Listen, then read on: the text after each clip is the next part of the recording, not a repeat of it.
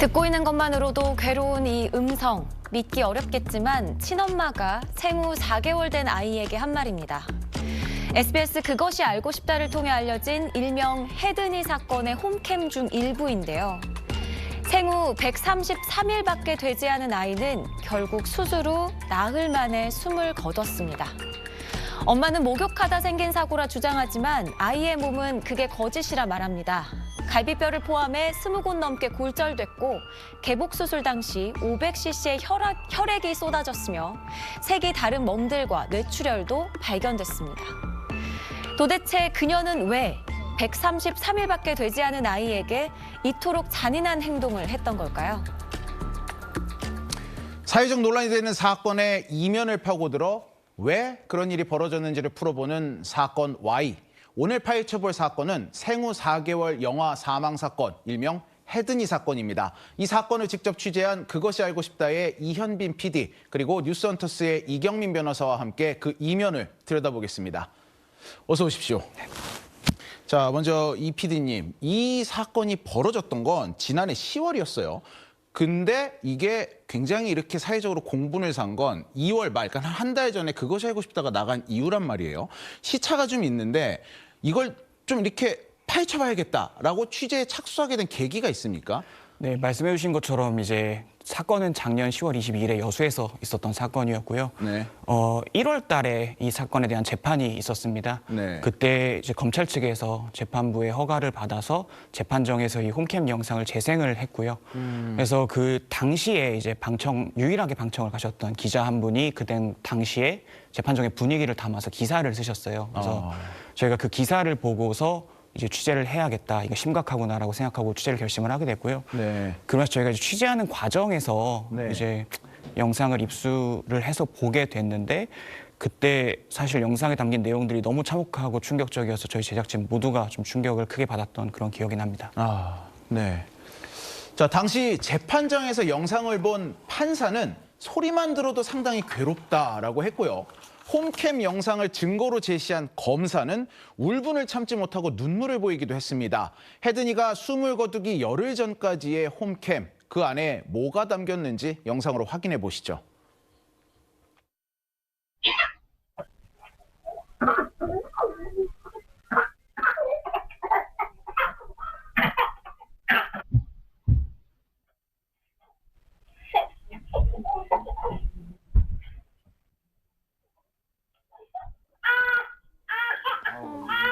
짜리 이야기인데. 네.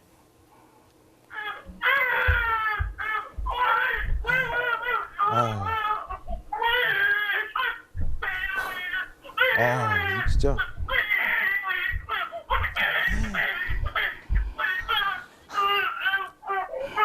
네. 네, 시청자 여러분, 이 영상이 매우 잔인합니다만 오늘 사건을 이해하기 위해서 저희가 일부 장면만 편집해서 보여드린다는 점 양해를 부탁드리겠습니다.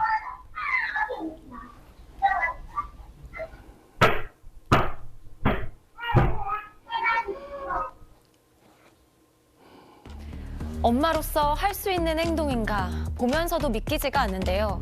사망 당일 퍽퍽퍽 하는 소리가 나는 결정적인 장면은 홈캠에 정확하게 잡히지 않아서 의문을 남겼습니다.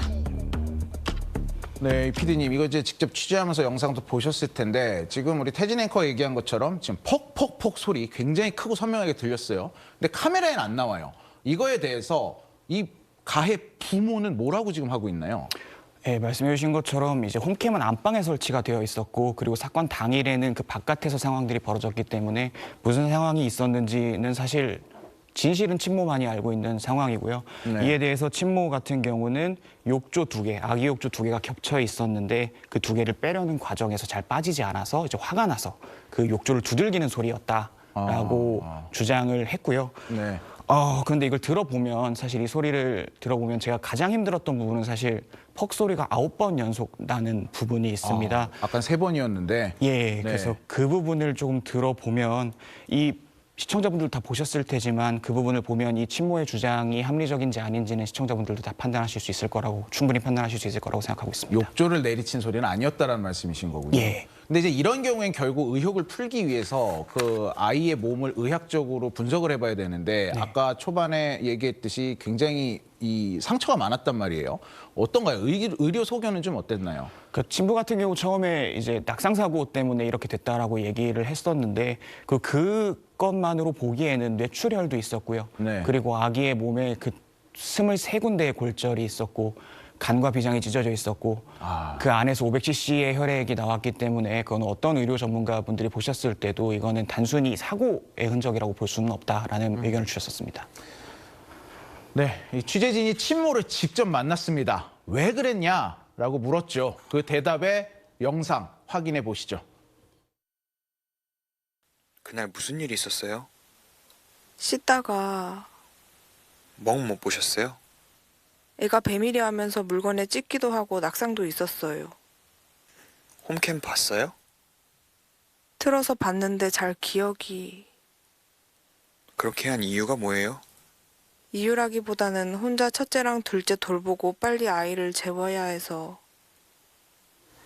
네, 지금 방금 들으신 영상은 직접 인터뷰한 걸 오디오를 재구성해서 들려드린 내용입니다.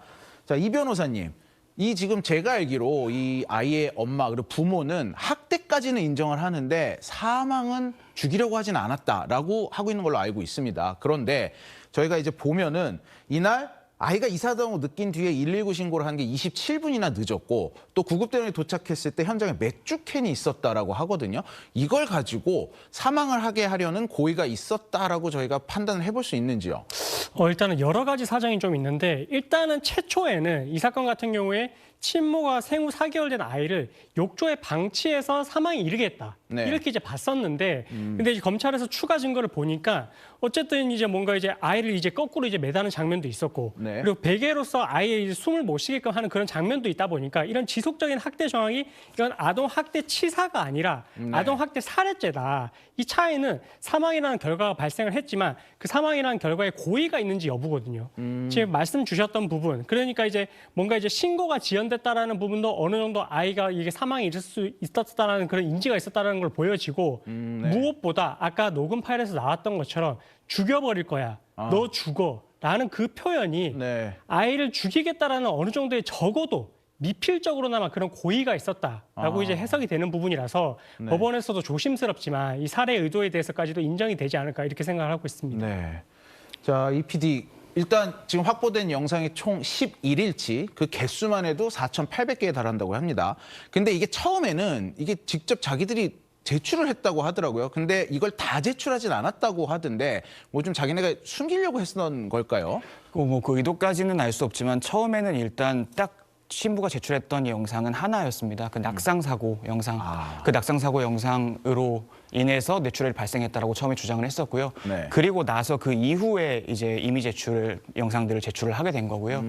이제 검찰에서 그러고 나서 이미 제출을 받은 부분이기 때문에 영상이 제출이 대부분 된 것 같기는 하지만 네. 그 뒤에 어떤 숨겼을 수도 있는 부분도 있고 하기 때문에 확인을 위해서 추가적으로 압수수색을 진행한 것으로 파악을 하고 있습니다. 여러 단계를 거쳐서 입수한 영상이군요. 네. 자, 이 영상이 굉장히 많습니다. 근데 그것이 알고 싶다 PD를 하면서 굉장히 그 잔인하고 이런 현장을 많이 봤을 텐데 이번 영상을 보고 좀 많이 힘들었다는 얘기를 제가 들었어요. 그래서 방송에 내보는 것도 굉장히 선별을 했다라고 하는데 이거 어떻게 선별했고 좀 영상 실제 다 보면 어땠습니까? 사실 저희도 좀 많은 영상들을 보지만 좀 개인적으로는 제가 봤을 때는 본 영상들 중에 최악이었다라고 좀 생각이 들었고요. 최악이었다. 예, 그래서 너무 보기 힘들었던 좀 기억이 나고요. 네. 네, 그래서 저희도 사실은 이 영상을 공개를 해도 될지에 대해서 제작진에서 굉장히 많이 고민을 했습니다. 사실은 어린 생명이 좀 꺼져가고 있는 그 현장을 보고 있는 영상이기 때문에 너무 참혹하고 보기가 힘들어서 네. 그런데 또 불구하고 저희가 방송을 결정한 이유는 이 영상들이 나가야 그래도 이 아동 학대가 어느 정도까지 심각하게 이루어졌는지에 대해서 또 보시는 분들께서 시청자분들께서 체감을 하실 수 있지 않을까라는 생각이 들어서 저희가 최소한의 화면 처리를 거친 이후에 좀 방송을 결정을 하게 됐습니다. 네. 4개월 된 아기면 엄마가 이 세상의 전부이자 우주죠. 근데 얼마나 이 말 못한 아이가 무서웠을까 싶습니다. 태진 앵커, 이 사건의 다음 체크 포인트는 뭡니까? 네, 혜든이 사망 사건에서 꼭 짚어야 할 다음 체크 포인트 바로 인물입니다. 차마 눈 뜨고 보지 못할 학대를 저지른 사람, 계모가 아닌 친모고요. 혜든이는 둘째입니다. 첫째 아이에겐 이런 일이 전혀 없었다는데 왜 유독 둘째에게만 이런 짓을 한 걸까요? 대체 아빠라는 사람은 뭘 한 걸까요? 지인을 통해 학대 이유를 어느 정도 짐작해 볼 수 있습니다. 이제 일단 첫 애기다 보니까 엄청 지창이 심했거든요. 일 때문에 한테 신경을 못 쓴다고 그랬어요. 이 때문에 첫째 돌잔치 못했다. 자기 뱃속에 있는 아이를 원망하고 뭐 잘못됐으면 좋겠다. 일단 내가 잘못했으니까 너 일단 그냥 자 하고서 제가 여기 데려왔어요. 보니까 얼굴에 멍들어 있더라고요. 저는 사실 처음에 이 방송을 보고 계모인 줄 알았어요. 근데 지금 친아들이란 말이죠. 근데 저는 더 이해가 안 가는 게 첫째에겐 또 그렇게 천사 같은 엄마인데 둘째에게만 이런 감정을 갖는 거 이거를 저는 이해를 잘 못하겠거든요. 이런 일이 있을 수 있나요? 저희 제작진들도 사실 그 영상을 보면서 가장 이해하기 어려웠던 부분 중에 하나가 영상을 보면 좀 기괴하다라고 할까요? 그러니까 기괴하다. 예.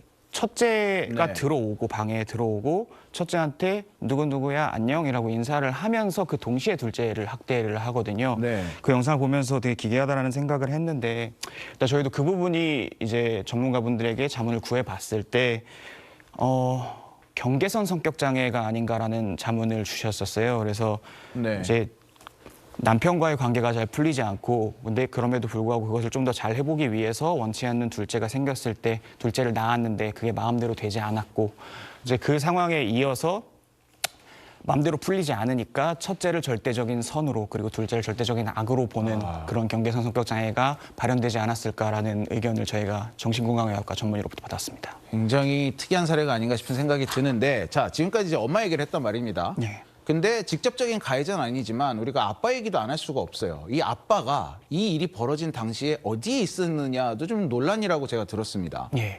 그 아이 아빠 친부 같은 경우에는 네. 그날이 사건 당일이 육아휴직으로부터 복직한 지 이틀 정도 되는 날이어서 네. 당시에 직장에 가 있었던 걸로 알려져 있고요. 그리고 그날 아침에 이제 지인에 따르면 그날 아침에 부부끼리 다툼이 있었던 걸로 이제 얘기가 있었고 네. 그러고 나서 출근을 했다가 사건이 있고 나서 그리고 나서 경찰이 친모와 동행해서 집으로 돌아왔을 때 그때 직장에서 집으로 돌아옵니다. 그래서 그때 돌아와서 그 친모가 체포될 때 그때 집에 있다가 그 혜든이가 이제 두 번째 병원으로 광주의 대학병원으로 이송이 되었을 때 거기 광주로 이동을 하고요. 네. 그리고 광주로 갔다가 다시 여수로 돌아와서 장모님한테 첫째 아이를 맡기고 그리고 나서 또 차로 한 40분 거리에 있는 다른 지역으로 넘어가서 밤에 이제 성매매를 한 것으로 그렇게 확인되고 있습니다. 성매매를 했다. 예. 네. 자, 이경민 변호사. 사실 상식적으로 이해하기 힘든 행보를 보였습니다. 그런데 이 홈캠을 처음에 이제 검찰에 제출한 거는 이 아빠였단 말이죠. 그런데 자기는 이제 학대를 인지하지 못했다라면서 뭐 홈캠도 다 제출을 한 걸로 알고 있는데 진짜 인지하지 못했을까요? 일단은 그 홈캠에 그 영상이 나오는데 거기 보면은 친모가 아이를 학대하는 그런 행동을 했을 때 네. 친부가 친모에게 그 정도면 학대 아니냐라는 취지로 묻는 장면이 나옵니다. 네. 거기에 대해서 이제 친모가 학대가 아니다라고 했고 네네. 그리고 다른 장면에서는 이제 방문 앞에서 이 친모의 학대 행동을 보고 있다가 네. 나가는 그런 장면이 나왔는데 근데 여기서 아까 제가 말씀드린 그 정도면 학대가 아니냐는 취지로 묻는 부분 적어도 이 남편도 당시에 이 행동이 학대에 준할 정도의 중대한 행위라는 건 충분히 인지를 한 상태에서 물어봤다. 그래서 이 부분에 대해서는 어느 정도 인지가 있었다라고 그렇게 볼 수밖에 없을 것 같습니다. 네. 자, 이 PD, 이 방송이 나가고 많은 분들이 공분을 했어요. 근데 그 이후의 얘기는 아직 우리가 못 해본 것 같은데 방송 이후에 이 친부는 오히려 학대는 없었다라고 하면서 주변의 지인들이 협박을 하고 다닌다는 얘기가 있던데 이게 무슨 얘기입니까? 예, 그 협박이 있었던 거는 이제 친부는 현재 구속이 되어 있는 상태고요. 네. 그리고 그때까지 사건 직후로부터 한 달 정도 구속이 되기 전까지 한 달 정도 사이에 있었던 일입니다. 그래서 네. 그때 당시에 그 생후 50일 정도 혜든이가 생후 50일 정도 되었을 때 이제 학대 정황을 발견했던 지인이 그 참고인 진술을 했거든요. 네. 그래서 그 부분에 있어서 지인을 협박을 첫 번째로 한 걸로 알려져 있고요.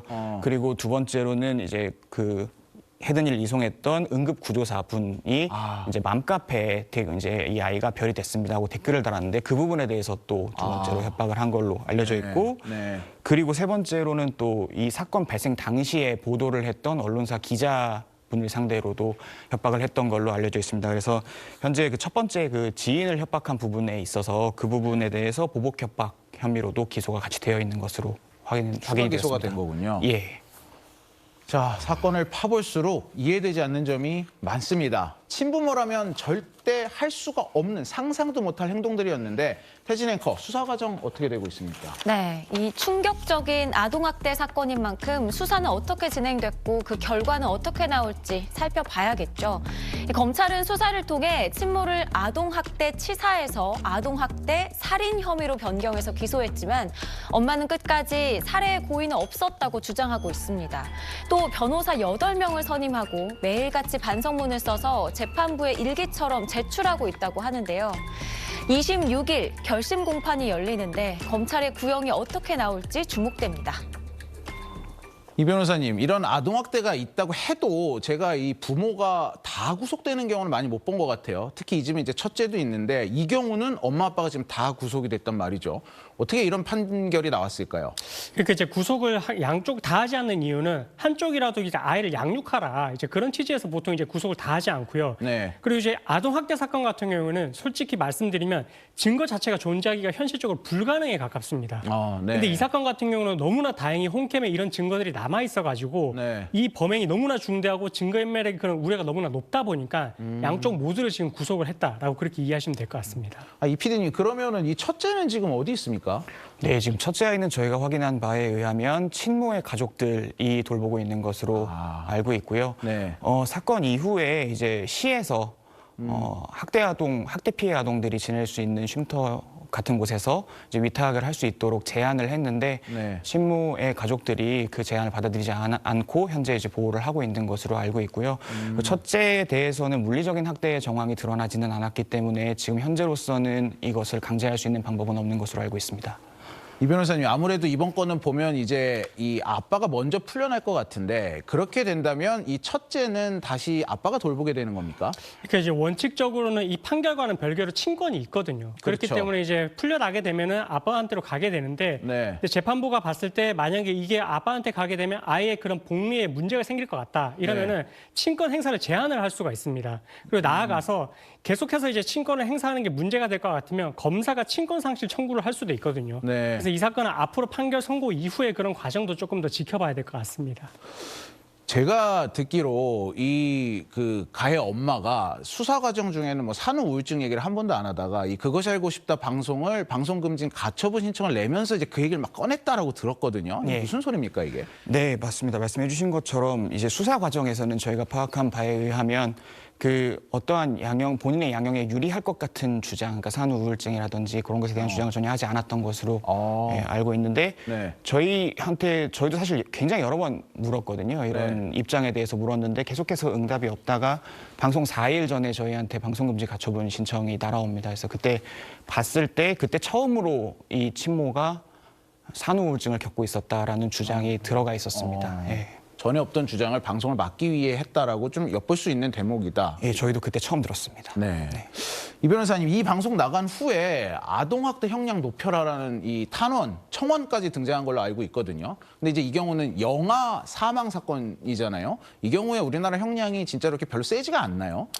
이렇게 이제 그 아동학대 처벌법은 그런 말이 있습니다. 그 아이들의 피로 쓰여진 법이다라는 말이 있습니다. 맞아요. 네. 그만큼 이제 아이들이 어떻게 보면 이제 그동안 피해가 있어 왔고 네. 그걸 이제 형량을 높이기 위해서 그동안 노력을 해왔는데 근데 실제 이런 문제되는 사건이 터지고 나서 선고되는 판결은 괴리감이 좀 많이 컸거든요. 네. 특히나 이 사건 같은 경우는 학대는 인정을 하지만 지금 살해 의도는 없었다고 계속 부인을 하고 있기 때문에 네. 일단은 살해가 인정되는지 여부도 하나의 넘어야 될 장벽이고 여기서 나아가서 형량이 얼마나 선고가 될지 근데 이런 이외의 사건들에 있어서는 증거가 사실 존재하지 않는데 이렇게까지 증거가 존재하는 사건이 만약에 우리가 납득할 수 없을 만한 그런 판결이 선고가 된다면 그러면 이 사형 무기징역까지 선고될 수 있는 이 판결에 있어서 도대체 어떤 사건에서 이제 그렇게까지 중한형을 선고를 할 수 있을까 이런 생각도 들거든요. 네. 그렇기 때문에 국민들이 좀 납득할 수 있을 만큼 그렇게 좀 중형이 선고될 그런 이유가 있는 판결인 것 같습니다. 네.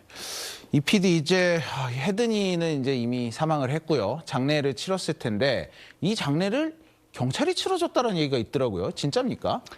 장례 절차는 이제 저희가 방송에 나왔던 것처럼 장례 절차를 공식적으로 치르지는 않은 것으로 알고 있고요. 네. 저희도 경찰이 치러줬다라는 얘기는 저도 사실 처음 듣는 이야기고요.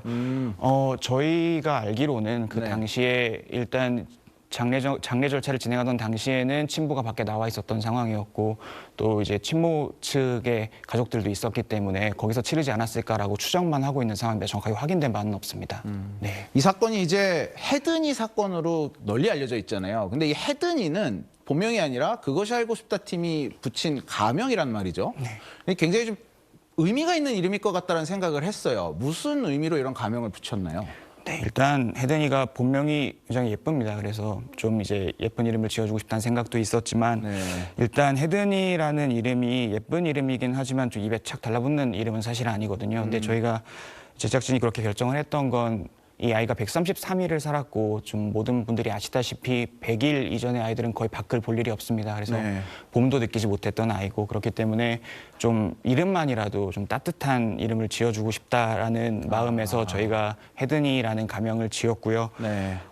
생각보다 이렇게 저희 주위에 혜든이처럼 빛을 보지 못하고 죽는 아이들이 꽤나 많은 것 같습니다. 그래서 사실 아동학대 사건이 공론화되기 어려운 이유 중에 하나는 이제 대변을 해줘야 할 피해자가 네. 피해자의 가족이 가해자인 경우가 대부분이기 때문에 대변해줄 사람이 없어서 사실 공론화되기 어려운 경우가 굉장히 많습니다. 그래서 이런 경우가 굉장히 많다라는 것을 좀 많은 분들이 이번 기회에 또 알아주시고 우리 사회에서 아동학대에 대한 관심이 조금 더 많아지는 계기가 되었으면 좋겠습니다.